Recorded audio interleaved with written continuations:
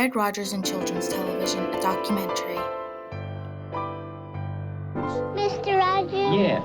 I want to tell you something. What would you like to tell me? I like you. I like you, my dear. Thank you very much for telling her. But it's you I like. The way I give an expression of care every day to each child. Fred Rogers was born in Latrobe, PA on March 20th, 1928.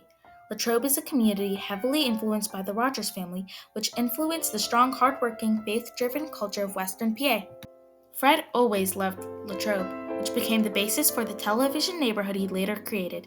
His mother, Nancy McFeely Rogers, and his father is James Hillis Rogers. They adopted Rogers' sister when Fred was 11. When she was adopted, she was 11 months old. Her name was Nancy Elaine Crozier. His father was a very successful businessman who was respected and relied upon by many of the local residents. Rogers' whole family was steeped into a strong sense of service and strong ties. Fred Rogers had a tough childhood. He was overweight, shy, and introverted. He was sometimes homebound because of his hay fever. Likewise, he felt emotional and physical childhood isolation acutely. And this experience in his childhood built the depth of sensitivity and empathy that characterized his life and work as an adult. Grown-ups who noticed his sensitivity as a child advised him, just don't let you on care, then nobody will bother you. But the thing was, young Fred Rogers did care, a lot. Rogers' own sense of loneliness and self-doubt taught him to be aware of the insecurities and needs of small children. What he learned about himself and life as a child prepared him to help and impact millions of young children's lives later. Based on this book, Fred Rogers' 1997 commencement speech to the Memphis Theological Seminary, titled Invisible to the Eye, Rogers, 69 years old, discusses about his past life. He talks about his experience of being bullied when he was an overweight, shy young boy. Fred Rogers was afraid to go to school. In his own words, a perfect target for ridicule. One day, after being released from school early, he walked home only to be followed by a group of boys taunting him. "Freddie, hey fat Freddie," they shouted. "We're gonna get you, Freddie." Rogers remembers sprinting, hoping that he would find refuge in the house of his widowed neighbor. Fred Rogers suffered from severe asthma, scarlet fever, and every imaginable childhood disease, as he put it in a 2002 interview. "I cried to myself whenever I was alone," he said in a St. Vincent College speech. By the time Fred got into high school, he had become more competent and capable.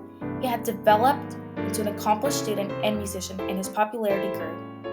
He was elected president of student council in his senior year. "I was a teenager before I first had a ride in an airplane, and I loved it so much that I learned how to pilot a plane by the time I graduated high school." Fred Rogers. Fred Rogers learned how to pilot a plane after high school. In college, Rogers focused on music. He went to Rollins College with his wife, Joanne. During college, he thought he was heading to the Presbyterian Seminary and a life of service in the church, but Rogers' interests were so exciting and his engagement with life was so great, he was drawn away from the ministry for a while. He still loved his music and was interested in that work, but he became interested in television when he came home on vacation from Rollins. He saw television programming for children that shocked him with its simple-minded approach. Rogers saw the great potential of this new technology for education and helping children. Everyone else just saw TV as a big source of big profits. He would work off camera with Josie Carey on a program called The Children's Corner. He was also attending Pittsburgh Theological Seminary while working full-time at WQED. In the early 1960s, Fred was briefly sent to a public TV job for the CBC in Toronto. The show was called Mr. Rogers. He moved back to Pittsburgh and soon introduced Mr. Rogers' Neighborhood.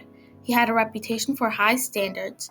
Fred Rogers in children's TV is a turning point in history that happened during 1968 to 2001. Through Mr. Rogers' Neighborhood, and the many children's books he wrote, it's a turning point in history because it changed how children's television looks like and changed so many children's lives and transformed the way we think about the inner lives of young children. Coming up is a clip of behind the scenes of Mr. Rogers' Neighborhood. It really doesn't matter because they're not going to see just. They just cut in on that side. Yeah. We're ready to go. Okay. Fred Rogers and his wife Joanne started their family of 2 sons and came home to Pittsburgh to raise them there. After that, he soon started Mr. Rogers' Neighborhood, which was made at WQED Pittsburgh and broadcasted regionally throughout the Eastern Education Network. Fred Rogers had an extraordinary powerful audience. When WQED Pittsburgh held an open house for Fred Rogers and his crew, they only thought around 500 people would come. They were surprised with 10,000 visitors lined up outside the station. By 1968, Mr. Rogers' Neighborhood became a national program seen on public television all across the United States of America. In 1971, Fred Rogers had founded Family Communications. That is the production company that managed Fred Rogers' work. Now it's called Fred Rogers Productions. In the 1970s to the 1990s, Fred Rogers wrote many books about himself, his life, and mostly books for young children. Fred Rogers was also a composer.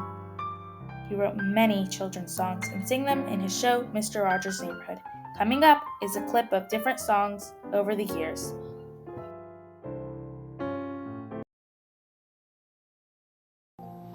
Your hands are getting bigger now. Your arms and legs are longer now. Of you, I'm proud of you. I hope that you are proud and that you're learning how important you are. And eat up my house and my street. I was mad at the world, but it's you I like. The way you are right now. It's a beautiful day in this neighborhood. A beautiful day for a neighbor. Would you? After around a decade of working in children's TV, Rogers' reputation as a high-standard children's programming and television was well established. It was shown by his now famous testimony before Congress in 1969, in which he brought stiff politicians and the rest of the audience to tears with his simple, genuine, kind plea for better television for children.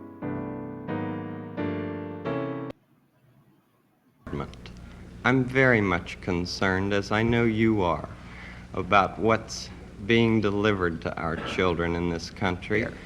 And this is what I give. I give an expression of care every day to each child. It resulted in a high jump in funding for PBS, but TV continued as it does today to produce programming that research has found to be damaging and degrading to children. Part of Fred Rogers' vision for the Fred Rogers Institute was that it would continue its fight to advance the development and appropriate use of responsible media for young children. All of these events contributed to Mr. Rogers' Neighborhood, which was the turning point that led to better children's TV. On February 27, 2003, Fred Rogers died from stomach cancer at the age of 74. Fred Rogers was known for his kindness, compassion, empathy, honesty, creativity, and commitment to young children and everyone. With his gentle, unjudging manner, Fred Rogers made a profound impression on everyone he met. Fred Rogers used his talents to nurture, inspire, and educate children. He was lovingly called America's favorite neighbor. Rogers wasn't only a pioneer in children's media, but he was an artist, author, minister, composer, musician, environmentalist, and an advocate for children and their families. He changed children's TV and how it was made. His show made children feel special and valued, unlike the other shows that were made at the time. His standards were the highest with the most careful academic rigor, strong universal values he understood. Without ever changing his high standards, he reached and kept a mass audience for what feels like a billion decades. He built loyalty and trust with children and their families. Family Communications, Inc., now called Fred Rogers Production. Fred Rogers Production made a new television show similar to Mr. Rogers' Neighborhood. It's called Daniel Tiger's Neighborhood. It started in 2012. It has many games, apps, art, and episode. That is one of the many shows Mr. Rogers' Neighborhood inspired to make. Fred Rogers Production also created other shows like Don Quixote, Alma's Way, Odd Squad, Through the Woods, and Peg Plus Cat. He had so many opportunities to cash in on his fame and success, but he never took them. Furthermore, he could never allow his work to be exploited commercially in ways that might be hurtful to children. His honesty and integrity was always there his whole life.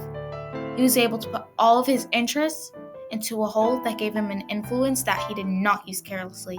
Not only that, but he did not often force viewpoints or tell people how to live. He used example, just like the best leaders do. His legacy is not just important to children, but to all of us. Won't you please, please won't you be my neighbor?